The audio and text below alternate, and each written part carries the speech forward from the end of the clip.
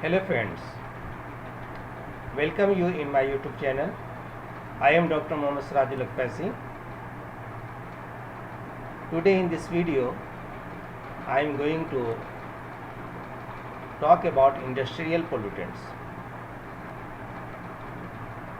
You know, industrial activities generate a wide variety of waste products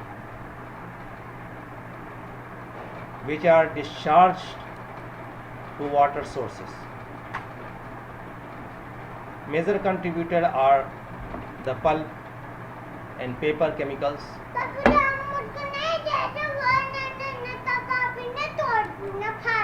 अच्छा video बना रहे हैं पापा, petrochemicals and refining, metal working, food processing, textile, distillery, etc. The waste broadly categorized as heavy metal or synthetic organic compounds reach bodies of water either through direct discharge or by leaching from waste dump. All the Indian rivers have been polluted by industrial effluents. The important industries are paper and pulp, distillery, potassic fertilizers, electroplating plants, asbestos, silt, alcohol, detergents, steel, tanning, cane sugar, oils, pesticides and herbicides and radioactive waste. So, I will discuss one by one paper and pulp industries. Effluents from paper and pulp industries include wood chips, bits of bark, cellulose fibers and dissolved lignin in addition to mixture of chemicals. All these products produce a sludge which blankets fish as spawning grounds and destroys certain type of aquatic life. So what precaution you have to take? The lignin should not be allowed to discharge as it completely destroys the fauna and flora and impair the productivity. Heavy suspended material should be brought to a minimum level through setting tank which reduce BOD. The taste and other producing substances can be removed by treating wastewater with activated carbons. In second is distillery. The Bengal distilleries near Hooghly produce approx 0.145 mgt of waste which are directly disposed into the river Hooghly. So you think about it. Textile industries effluents are alkaline in nature and have a higher demand for oxygens. Food processing industries include dairies, breweries, distilleries, meat packing, etc., where the waste product include fats, proteins and organic waste. These industries discharge waste containing nitrogens, sugar, protein, etc. All these waste have a higher BOD and are responsible for water pollution.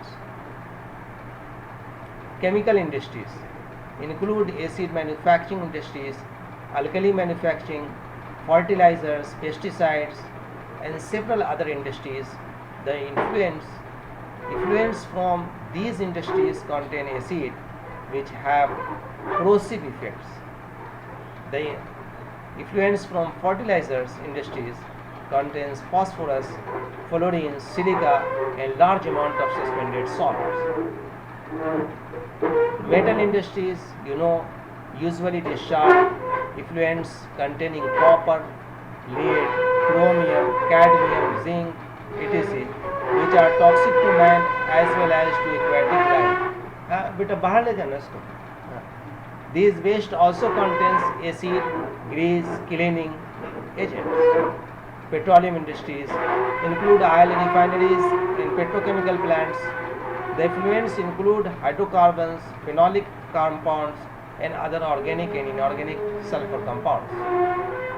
Other industries which pollutes water are alcohol, oil, tanneries, soap, detergent, pesticide industries, electroplating, bleaching aromatic plants, explosive factories. It is. Mining operations can result in metal leaching into the acidic effluents, thus adding to the metal load in rivers, lakes, and groundwater.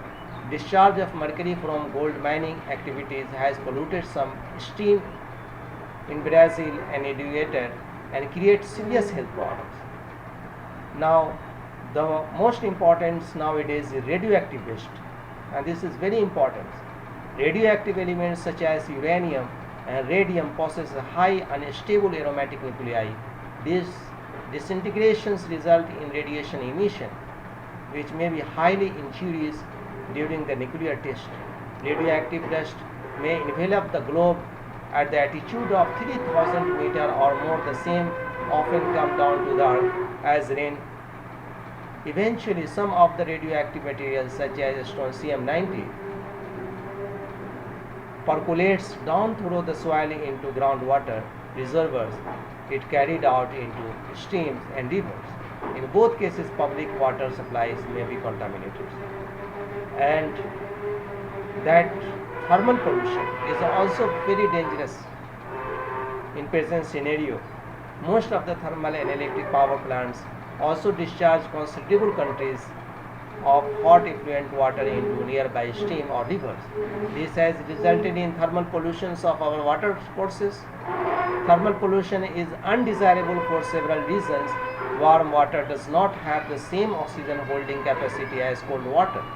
Therefore, fish like black bass, trouts and valleys, which requires a minimum oxygen concentrations of water 4 ppm, will either have to beta udhar jana from the polluted area or die in the large numbers.